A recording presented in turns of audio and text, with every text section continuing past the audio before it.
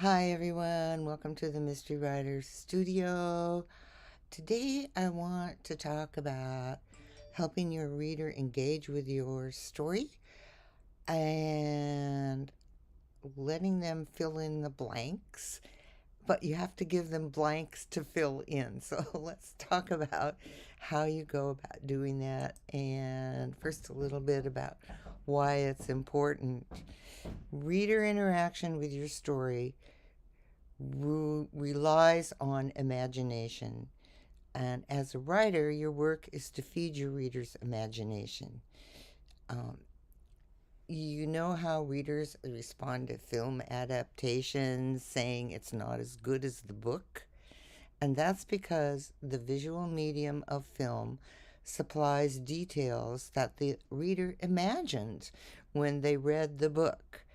Um, Author Jerry Jenkins calls this the theater of the mind, and you're creating a theater of the mind for your reader.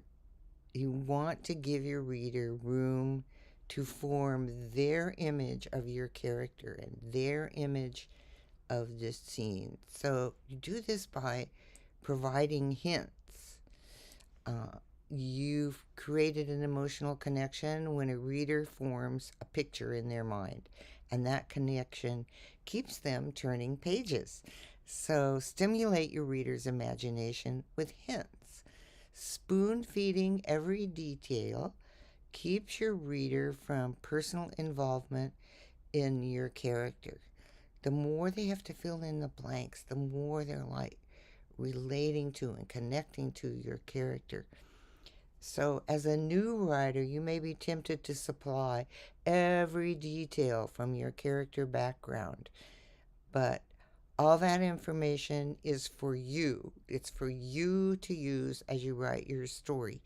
So, give your readers bits and pieces, give them room to formulate their personal reader image. So, how does it all work? You want to paint with broad strokes. Skip long, detailed descriptions, and especially skip that character looking in the mirror scene. So give your reader touch points to start seeing your character in your mind. Um, for instance, in my story, The Grain Merchant, Argalika's mother enters for the first time. A swirl of blue tunic and a long blonde braid rushed out the door.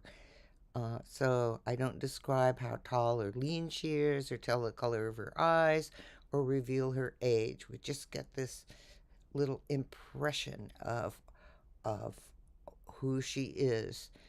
The reader knows she's older because she's his mom, and each reader can form a picture of how tall she is or whether she's full figured or slender.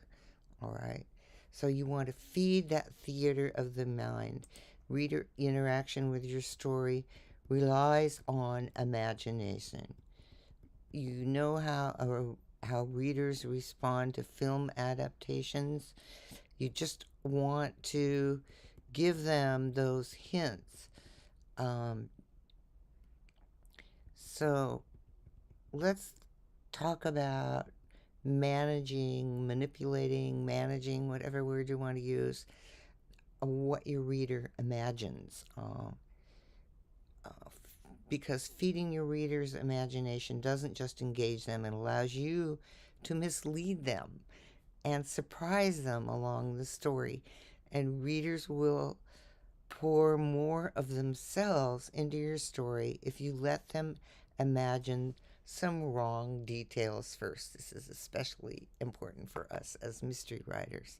So you can plant false clues. Planting false clues about characters or events is the first way to mislead readers. These clues will shape how readers imagine certain aspects in your story, and when the truth is finally revealed, it will surprise readers who had formed that wrong image in their mind.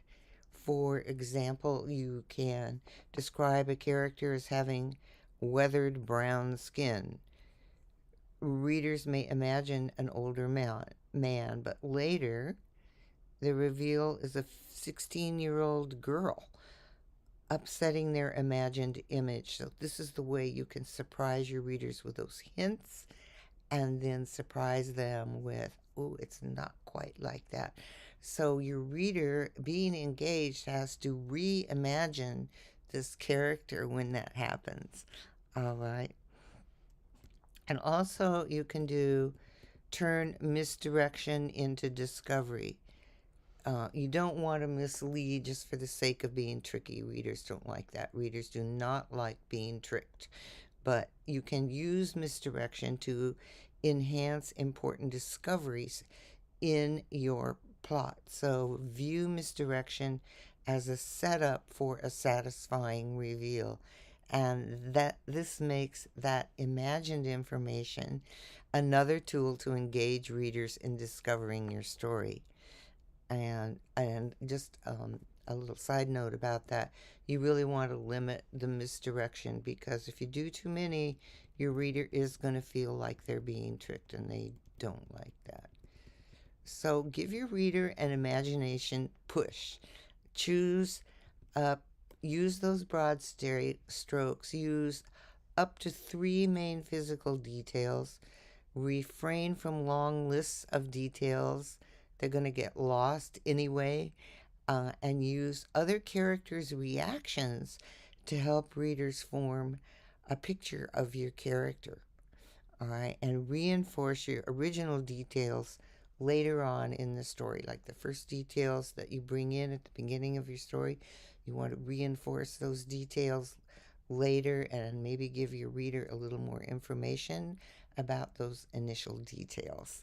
Uh, Here's the thing, your reader won't notice they're providing their own details, and they won't know they are forming an emotional attachment to your character.